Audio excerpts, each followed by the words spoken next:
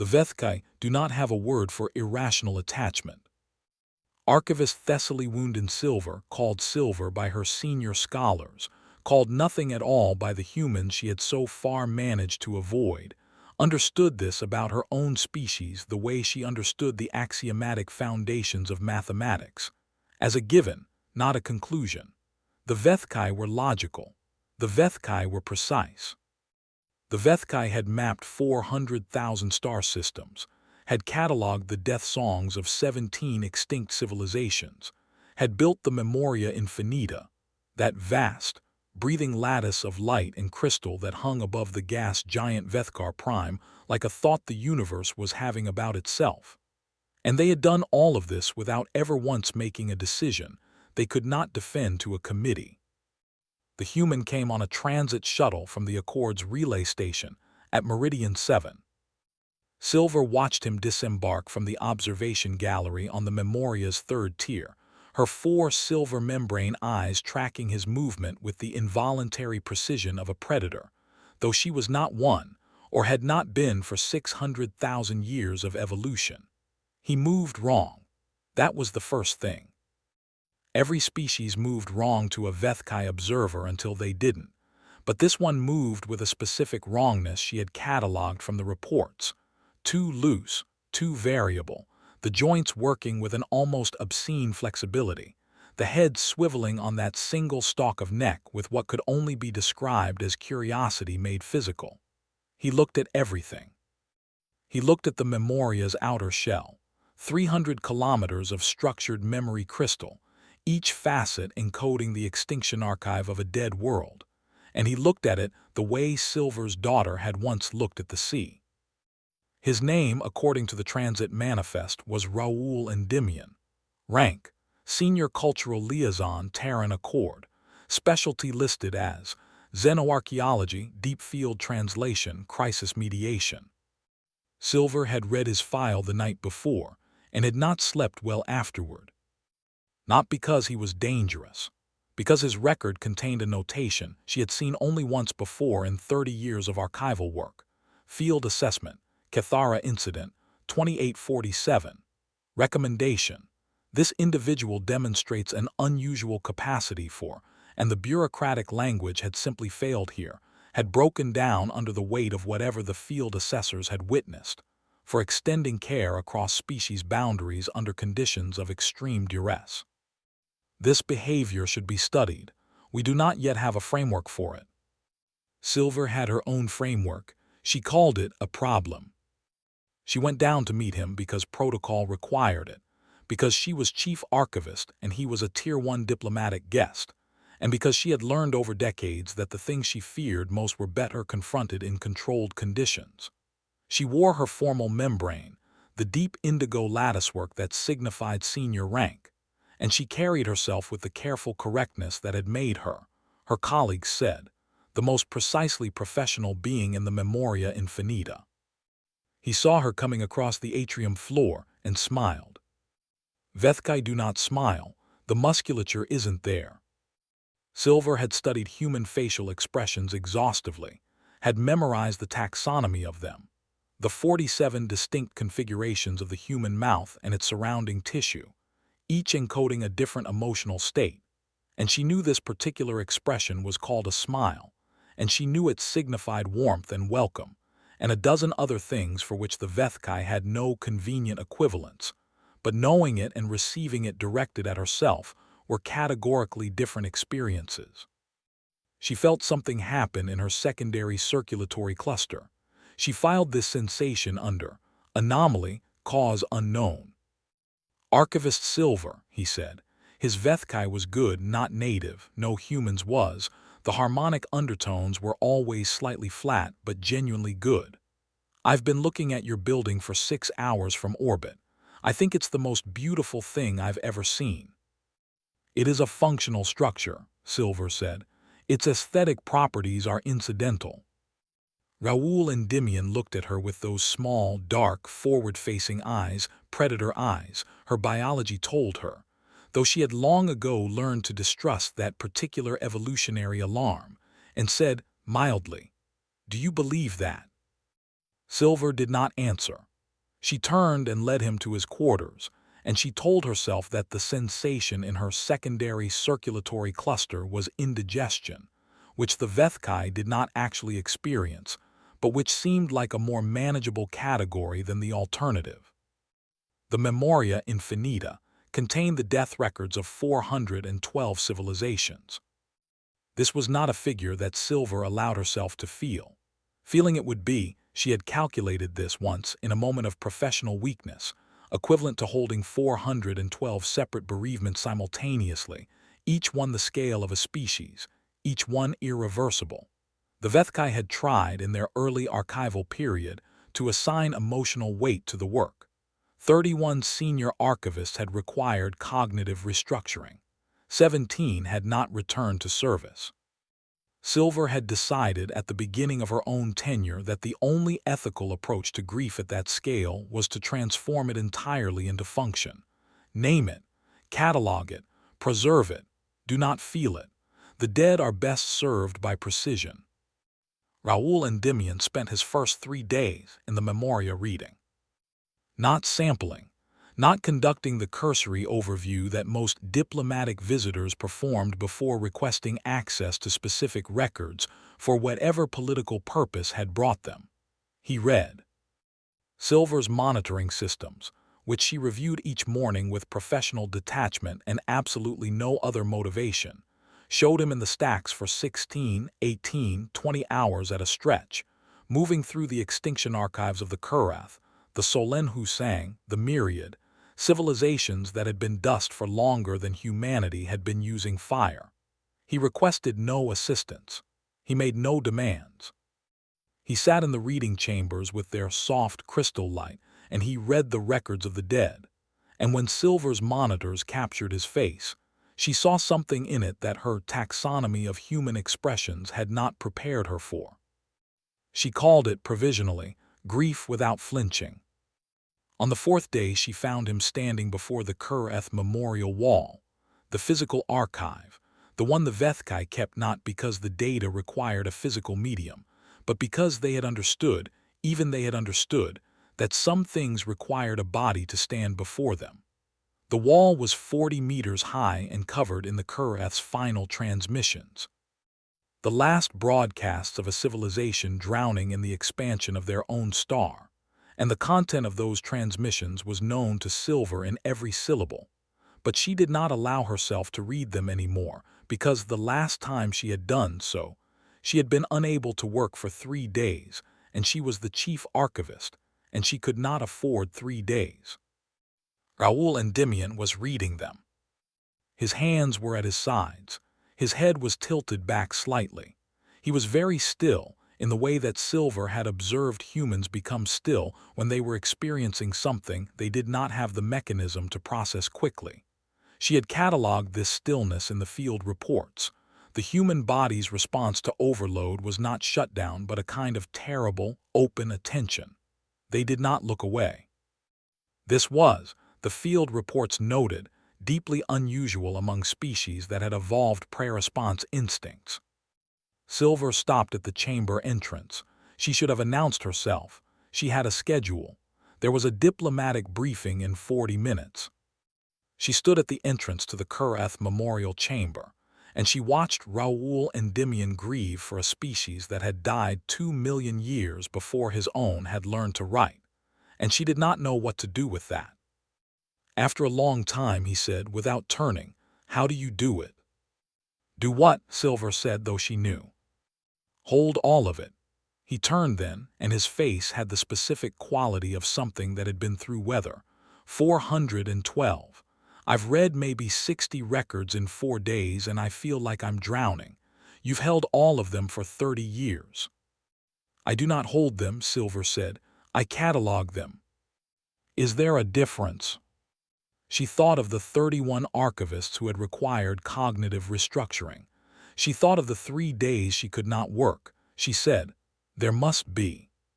He looked at her for a moment with those dark, forward-facing eyes, and he said nothing, which was more disturbing than if he had argued. Then he turned back to the Kureth wall and said, "The last broadcast, The one in the lower left quadrant, the individual transmission rather than the collective one. Do you know what it says? Yes. Will you tell me? Silver stood in the entrance of the chamber for a moment that lasted longer than the diplomatic briefing she was missing. Then she walked to stand beside him, which put her within approximately 1 meter of a human, which she had never voluntarily done before, and she looked at the lower left quadrant of the Kureth wall, and she translated. She translated for 40 minutes. She told him what the last individual Kureth had said, watching their star expand, knowing the collective was gone. She told him precisely, not softening the vocabulary, not choosing the comfortable human synonyms over the exact Kureth terms, because precision was the only respect she knew how to offer the dead. When she finished, Raoul Endymion sat down on the chamber floor with his back against the wall of the dead, and Silver did not tell him that sitting on archival chamber floors was a violation of protocol, because she was not certain she could speak. "Thank you," he said. Silver stood very still. The sensation in her secondary circulatory cluster was not indigestion. The crisis began, as crises in the Memoria often did, in the deep archive. The Memoria Infinita was not simply a library. It was a living system, 300 kilometers of memory crystal threaded with quantum-coherent pathways, each pathway carrying not just data, but the structural integrity of the data, the relationships between records, the indexing that allowed a 30-year chief archivist to retrieve a single transmission from a civilization dead 2 million years in less than 4 seconds. The crystal breathed, not metaphorically.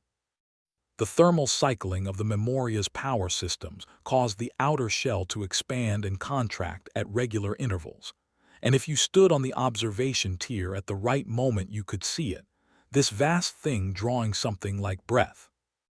What you could not see from the observation tier was the cascade failure that began in sublevel 40 at 3:40 on the 5th morning of Raoul Endymion's visit. Silver felt it before the alarms. She was not asleep. She had stopped sleeping well on the night she read his file and had not recovered the habit, and she was in her office reviewing the morning reports when the Memoria told her something was wrong in the way buildings tell you things. A change in the sound, a vibration at the threshold of perception, a quality of wrongness in the air that her species had evolved to read and her profession had taught her to never ignore. She was moving before the alarm sounded. Sublevel 40 housed the oldest archives, the pre-accord records, the extinction data that predated the Vethkai's own spaceflight, accumulated through means she had never entirely understood from sources she had never entirely verified, and which represented this was not hyperbole, this was a catalogued assessment, the only remaining record of 61 civilizations that existed nowhere else in the known universe. 61 species. Gone. And their last traces held in the crystal pathways of sublevel 40, which was currently experiencing a quantum decoherence cascade that her monitors were now telling her had a 47-minute window before the data degradation became irreversible. The lift to sublevel 40 required 2 senior staff with biometric authorization. Silver had the authorization. Her nearest senior colleague was on the far side of the Memoria, 20 minutes away at a run, which the Vethkai did not do with the specific biomechanical efficiency of species that had needed, at some point in their evolutionary history, to run. Raoul Endymion was in the corridor outside her office. He had apparently also felt the building tell him something was wrong. "What do I need to do?" he said. Silver stared at him. He was not authorized. He was a diplomatic guest.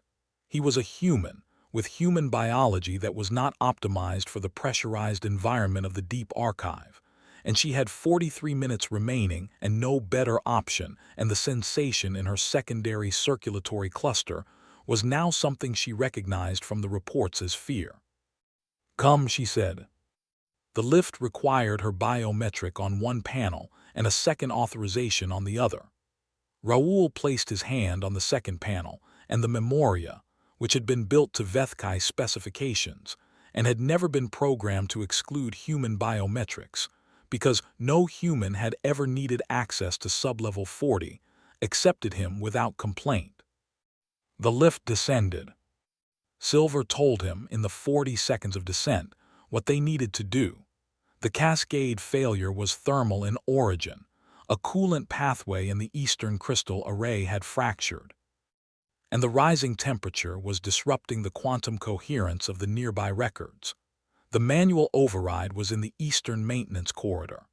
It required navigating approximately 400 meters of unlighted maintenance space, locating the override panel, and performing a 14-step mechanical reset that her training had included once, 8 years ago, in a simulation she had not revisited. She remembered all 14 steps. She was Vethkai. Her memory was categorical and complete. What she had not accounted for was the structural damage. The coolant fracture had not been a simple crack. It had been a rupture, and the escaping coolant, supercooled, pressurized, had flash-frozen a 30-meter section of the maintenance corridor floor. Silver stepped onto it without seeing it in the dark and went down. The Vethkai skeletal structure is elegant. It is also, in certain specific configurations involving sudden lateral impact on one's primary weight-bearing membrane, catastrophically vulnerable. Silver heard the sound before she felt it, a crystalline snap that her medical training identified immediately, and her body agreed with approximately half a second later when the pain arrived. Her left weight-bearing strut fractured. She could stand on it just, but the eastern override panel was still 320 meters away, and she had 31 minutes and she could not run, and she was the only one who knew the 14 steps. Raoul Endymion was beside her before she finished the inventory. "Tell me the steps," he said. "You cannot." "Tell me the steps." His voice had changed, not louder, denser. The field reports had mentioned this.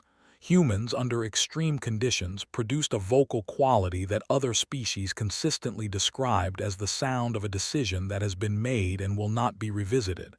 "I can move faster than you right now. Tell me the 14 steps." The panel requires manual dexterity. The tertiary contacts are separated by 3.2 millimeters. "Show me on your hand." Silver held up her right manipulator. Raoul looked at it for approximately 3 seconds. Then he held up his own hand, that strange, 5-digited human hand with its soft keratin caps and its almost disturbing flexibility. And he moved his fingers into the configuration she had described, and the separation was wrong. His digits were too large, except that he bent the specific joints in a way that was not standard human manipulation, and achieved something that was not exactly right but was within tolerance, and Silver stared at him. "Go," she said. "Step 1. Locate the panel by the blue indicator light in the lower left quadrant. Step 2. Disengage the safety lock using the recess toggle counterclockwise 3 turns. Step 3. She talked, he ran. She could hear him in the dark, those flexible joints working, and she gave him each step as he needed it. And he asked 2 questions in 14 steps, both good questions, both the right questions. The questions that indicated he was not performing the steps by rote, but was understanding the system as he worked. And Silver stood on her fractured strut in the dark of sublevel 40, and she felt the memoria breathing around her, and she counted down the minutes, and she trusted him. She had not known until this moment that she was capable of that. The override engaged with 17 minutes remaining. The thermal cascade arrested. The quantum coherence of the eastern crystal array stabilized. 61 civilizations that existed nowhere else in the universe continued to exist, held in the memory of a structure that was drawing breath again, normally, around them both. Raoul Endymion came back through the dark to where Silver was standing. He did not say, "I told you so." He did not say, "You're welcome." He said quietly, "Which way to the lift?" She told him. He came to her left side, her injured side, without being asked, and positioned himself in a way that offered support without requiring her to accept it, and they walked back through sublevel 40 together slowly, while above them the Memoria Infinita breathed. The medical team came. The reports were filed. The coolant pathway was repaired and the cascade analysis was conducted, and the 6 senior archivists who reviewed the incident log agreed, unanimously, that Chief Archivist Thessaly Woundin Silver had acted with exemplary speed and judgment, and that the role of the diplomatic guest was noted as the bureaucratic language failed again, as it apparently always did when confronted with this particular human, exceptional. Silver was in the recovery room when Raoul came to see her. He sat in the chair across from her bed in the way he sat everywhere, too loose, too variable, entirely himself, and he said, "The Kureth Wall, the individual transmission, you translated it for 40 minutes. You knew every word by heart. I told you, I cataloged them. You knew every word of the last thing an individual being said at the end of their world," Raoul said, "by heart. That's not cataloging, archivist, that's something else." Silver looked at him. Her secondary circulatory cluster was doing something she no longer had any useful category for. She said, "I have a framework for this work. I constructed it deliberately. Precision over proximity. Function over feeling. It is the only way to hold 412 bereavements without breaking." "Yes." He was quiet for a moment. Outside the medical room's crystal window, the Memoria Infinita was visible in its entirety, that vast, breathing structure, 300 kilometers of remembered grief turning slowly in the light of Vethkar Prime. He looked at it and she watched him look at it, and she thought, he looks at it the way my daughter looked at the sea. "What if," Raoul said, "precision and proximity aren't opposites? What if knowing every word, really knowing them by heart, the way you do, is the most precise thing you can do? What if the framework doesn't require the distance you built into it?" Silver had no answer. She had built her framework 30 years ago and it had held. It had cost her sleep and it had cost her 3 days she could not work and it had cost her. She could admit this now, in a medical room in the deep archive of the only building she had ever loved. It had cost her the ability to be in the same room as another living being without measuring the distance between them. She had called this professional. She had called this necessary. She had called it to herself, in the vocabulary she reserved for things she could not share with committees, survival. Raoul Endymion had run through the dark of sublevel 40 learning 14 steps in real time and saved 61 worlds. And he had done it because she asked, because she needed it, because he had looked at her with those predator eyes and decided. Without any evolutionary or social framework that she could identify, that her need was sufficient reason. She said, "The Vethkai do not have a word for irrational attachment." "I know," he said. "We have considered it a deficiency in other species." "I know that too." "I am," Silver said carefully, revising the assessment. Raoul Endymion looked at her. Then he smiled, that specific configuration of the human mouth that her taxonomy listed as warmth, welcome, a dozen things without convenient equivalents. And Silver felt it this time without reaching for a category, felt it land somewhere in the architecture of her that she had spent 30 years keeping carefully empty. And she thought, this is what the field reports could not find a framework for. She was beginning to understand why. On the last day of his official visit, Raoul Endymion stood with Silver on the observation tier, and they looked out at the Memoria Infinita together. The structure turned. The crystal facets caught the light of Vethkar Prime and held it, each facet a window into a different extinction, each one a species that had looked up at their own star and thought, "We are here, we matter, we will be remembered." The Vethkai had done that last part for them. Silver had done that last part for them, one record at a time, for 30 years, with her framework and her precision and her carefully maintained distance from the weight of it. "I've been offered a residency," Raoul said. "The Accord wants a permanent human cultural liaison embedded in the Memoria. 6 months, renewable." Silver looked at the Memoria. The Vethkai in her cataloged 3 responses and ranked them by diplomatic appropriateness. The part of her that had spent 3 days unable to work, that had stood in the Kureth chamber for 40 minutes translating without softening a single word, that had trusted a human in the dark with 61 worlds and not been wrong, that part did not rank responses. That part simply knew. The protocol requires a formal host designation, she said. A senior archivist willing to take responsibility for the liaison's institutional access and methodological integration. I know. I am prepared to submit the designation. Raoul turned to look at her. He did not smile this time.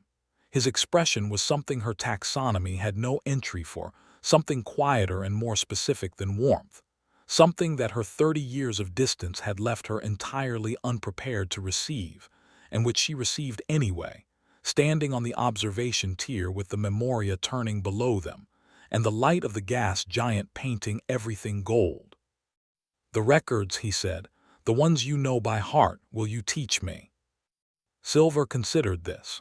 She considered what it would mean to teach someone the exact texture of 412 griefs, the temperature and duration of each extinction, the specific vocabulary of each final transmission. She considered what it would mean to not hold them alone. She said the Kurath first, you already know their shape. Below them, the Memoria Infinita breathed. It was 300 kilometers of remembered grief, and it was, Silver understood now precisely, with the exactitude she had always required of herself, the most beautiful thing she had ever seen. Not incidentally, not as a byproduct of its function. On purpose. The beauty was on purpose, the same way the last Kureth transmission was on purpose, the same way Raoul Endymion running through the dark was on purpose, the same way every act of care in the end is on purpose. Chosen, not compelled, which is the only way anything matters at all. The light held them both. The Memoria breathed. Silver did not look away.